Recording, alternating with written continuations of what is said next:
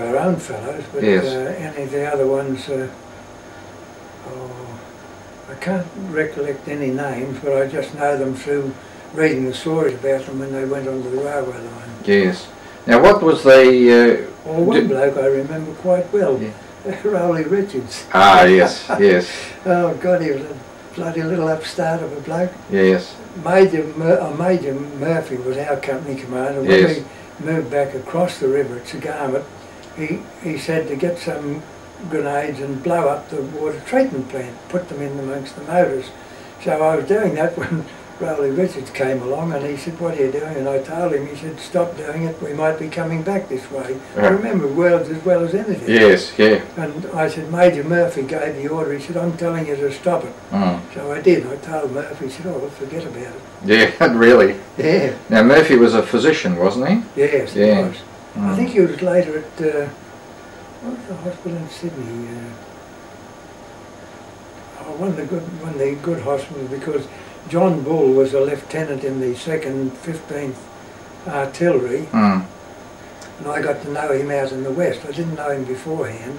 He had a property out at the foot of the Warrumbungles, and his wife went down to Sydney in hospital, and she went to the hospital, and I mentioned Major Murphy. She said, "Oh, I see a distinguished grey-haired looking man with glasses with a little gap in his front teeth." I said, "That's him."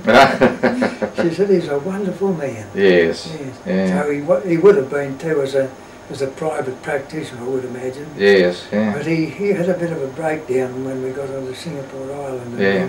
we lost track of him. They took him away.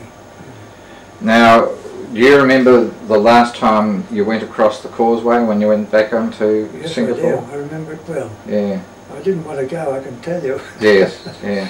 No, we got back to, and we dug in, or we were digging in at Bukit Panjang under the slope of a hill, which the artillery would go over the top of us. So it was a good position, and we lost 2 blokes killed there actually. But, we dug in about halfway up the hill in a boomerang shape trench, and we cut some rubber and covered most of it in. So if a shell got in one end of it, it wouldn't hit it right along the trench. Yes. That was the reason for the boomerang shape.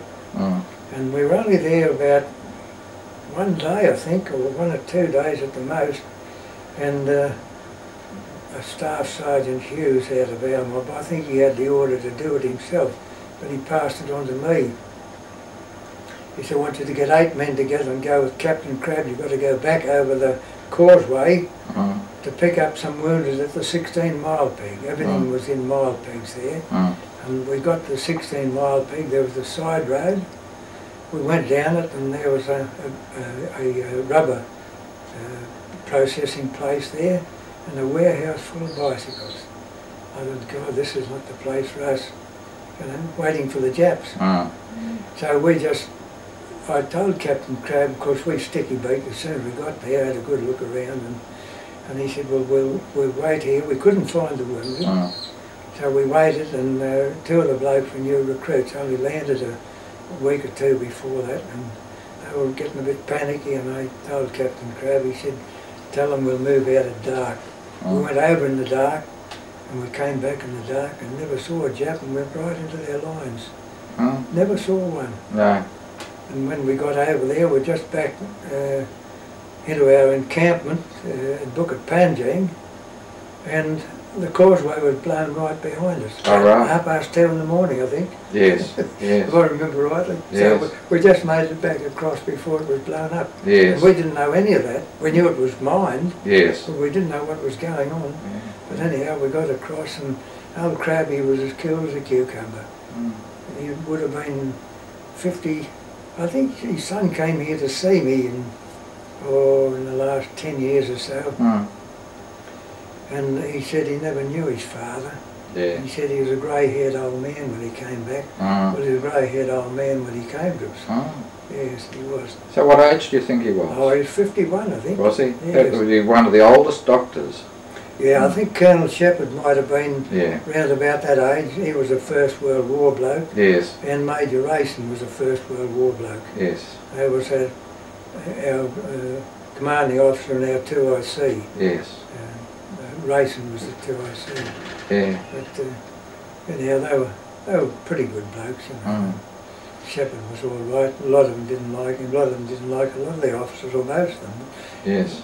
But apart from the breaking in period, we got on pretty good with them. Yes. They either broke us in or we broke them in. That's But good. Andrew in particular. Yes. I think he broke us in first. Yeah. Now, where did the field ambulance fall back to? You know, as the Japs got onto the island. Well, when we got back to Bukit Panjang, we got just got back there, and they'd got the range. Whether they were using howitzers or what they were using, I don't know. But they were lobbing shells over the hill and onto our position. Matter of fact, my position where I'd left was completely blown to pieces. Yeah. And down the bottom there was two small dams, and with a roadway in between. I remember Brent, he was a funny bloke. He was an old fella, and he was Colonel Shepherd's batman.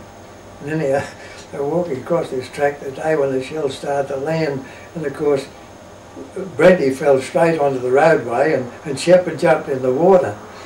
And when the shelling stopped, he said to Shepherd, and everybody heard, he said, "Get out of there, you silly old bastard, you'll get a disease out of that water." "That's enough out of you, Brent!" But everyone heard it. Yes, yeah. But Bill Sullivan and Pee Wee Round, one of the drivers, were killed there in that shelling attack. So then, as you came back into Singapore, do you know where the was? We came back to Manor House, I think it was called, a big mansion on the hill. Yes. And Colonel Shepherd had the intention of staying there because he knew the end was inevitable, because that had been made into a hospital.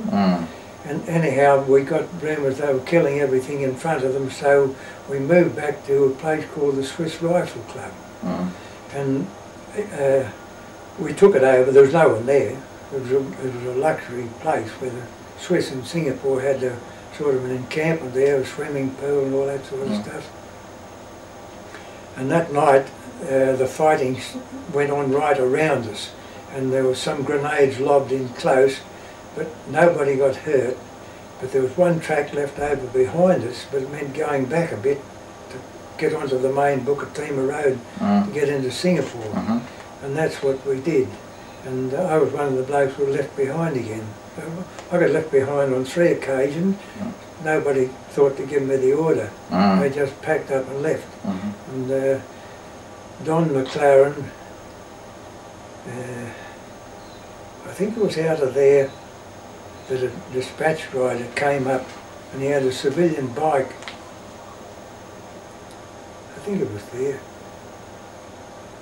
Yes, it was a big civilian motorbike, a great big beauty in those days. And he said, "You blokes shouldn't be here." I think that was the place. It was either that or the one before.